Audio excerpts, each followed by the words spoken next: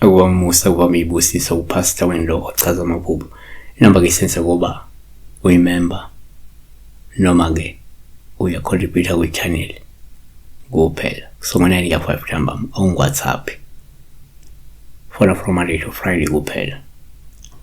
Ncanisile Ivy ngicela ukubuza kuyini ukupha izinyoka ezimnyameni bomntwana akachaze ukuthi ingane yakhe or ingane angayazi, balike lesi assume ukuthi le ngane ngeyakhe le elunywa inyoka ezimnyama.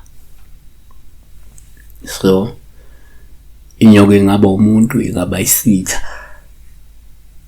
ingaba isidalwa, yabo senza kanje nawe. So one, ngokujwayelekile uma ngenze uphupha ingane yakho uphawu lobu uma ilunywa izinyoka, ngoba lokhu kusho ukuthi kungenzeka wena uyakhonjiswa ukuthi-ke kunezitha ezihlangene ngale ngane futhi ziyayigadla ngemithi emibi neyingozi. Shuthi kunabantu abayizitha abahlangene ngale ngane futhi abayigadlayo ngemithi emibi neyingozi.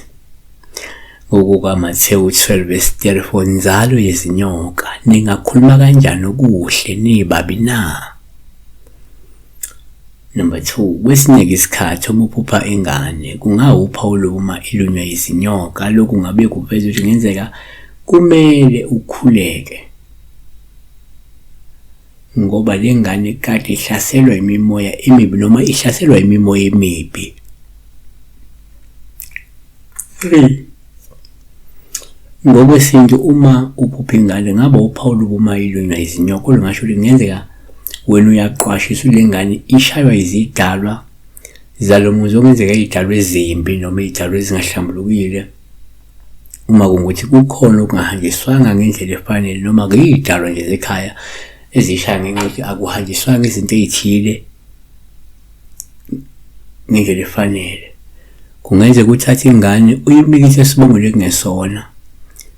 Usingane usuphupha wena ilunywa izinyoka kanti ishaywa izidalwa ngoba wena uyihambise esibongweni esingafanele noma wenza into engafanele ngale ngane, yabona, noma kwenziwe izinto noma kukhona ofanele bekyenziwa ukuthi akwenziwa, yabona, bese izidalwa seziyaphenduka ziyayishaya le ngane. Siyabonga. Be blessed.